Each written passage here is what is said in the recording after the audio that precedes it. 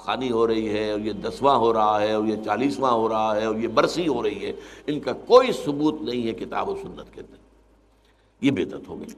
تو اسی طریقے سے بدعات ہیں۔ البتہ یہ ہے اب اسی طریقے سے ہمارے ہاں ایک نئی رسم چلی ہے، آپ یوم پیدائش منا رہے ہیں، سالگرہ کر رہے ہیں، یہ مغرب سے آئی ہوئی ہماری رسمیں ہیں، یہ کوئی صحابہ کرام سے حضور سے تو ثابت نہیں۔ تو ان چیزوں کے اندر بچنا چاہیے ان سے۔ البتہ یہ ہے کہ ایک ہے کہ جو سائنس کی ڈیولپمنٹ سے ہے،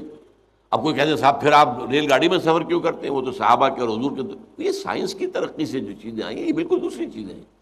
ان میں ثواب کا معاملہ نہیں ہے، یہ تو آپ کی ایک ضرورت ہے جو پوری ہو رہی ہے۔ وہ آپ ہوائی جہاز میں سفر کریں، ٹرین میں سفر کریں، کار میں سفر کریں، یہ جدید ترقیات ہیں، ان سے فائدہ اٹھانا ہے اور ان کو استعمال کرنا ہے، تو یہ اور بات ہے۔ لیکن دین میں کوئی نئی چیز جو حضور اور صحابہ سے ثابت نہ ہو اور اس کو آپ حصول ثواب کی نیت سے کریں، وہ بدعت ہے۔ اب جیسے مثلاً حضرت عمر رضی اللہ تعالیٰ عنہ نے اپنے قدم کو بدعت قرار دیا۔ آپ کو معلوم ہے کہ حضور کے زمانے میں تراویح کی نماز کا کوئی رواج نہیں تھا، حضرت ابو بکر کے دور میں بھی نہیں تھا، بلکہ یہ تھا کہ رات کو نماز نوافل ادا کرو اپنے اپنے طور پر، قیام اللیل اپنے اپنے طور پر۔ تو اس حوالے سے تراویح کی نماز کا جو ہے باجماعت یہ حضرت عمر نے کیا رضی اللہ تعالیٰ عنہ۔ ایک دفعہ آپ آئے اپنے دور خلافت میں، مسجد نبوی میں دیکھا کچھ لوگ ادھر کھڑے ہیں، کچھ ادھر کھڑے ہیں، کچھ ادھر کھڑے ہیں، کچھ ادھر کھڑے ہیں، اب ایک ایک جو حافظ ملا ہوا اس کے پیچھے قرآن سن رہے ہیں، پڑھ رہے ہیں۔ تو آپ نے کہا کیا یہ اچھا ہو ان سب کو ایک امام کے پیچھے جمع کر دیا جائے؟ اچھا کوئی اول شب میں پڑھ رہے ہیں، کوئی دیر میں پڑھ رہے ہیں، حضور نے 3 دفعہ جماعت کرائی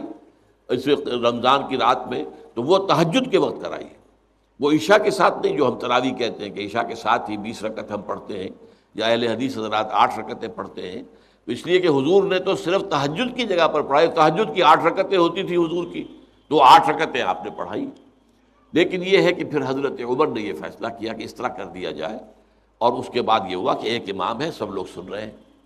اس کے بعد ایک دن کہیں آئے حضرت عمر، داخل ہوئے، دیکھا کہ ایک امام کے پیچھے پوری مسجد بھری ہوئی ہے، جماعت ہے، ہو رہی ہے، اور آپ نے کہا نعم البدعۃ ھذہ،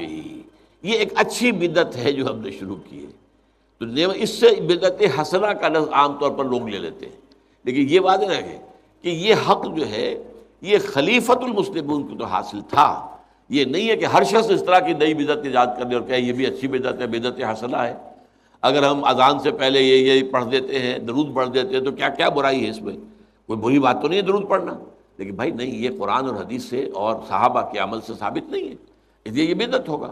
اس لیے جو چیز جو ہے اس طرح کی، لیکن حضرت عمر رضی اللہ تعالیٰ عنہ یا کسی اور خلیفہ راشد کا کوئی فیصلہ ہو اور وہ گویا کہ پرانے طریقے میں کسی چیز کا اضافہ ہو رہا ہو، تو وہ ایک علیحدہ بات ہے۔ لیکن ان کے بعد کیونکہ اس میں یہ ما انا علیہ و اصحابی، تو اصحاب حضرت عمر اصحاب میں سے ہیں، اور اصحاب ہی نہیں بلکہ آپ جو ہیں خلفائے اربعہ میں سے ہیں،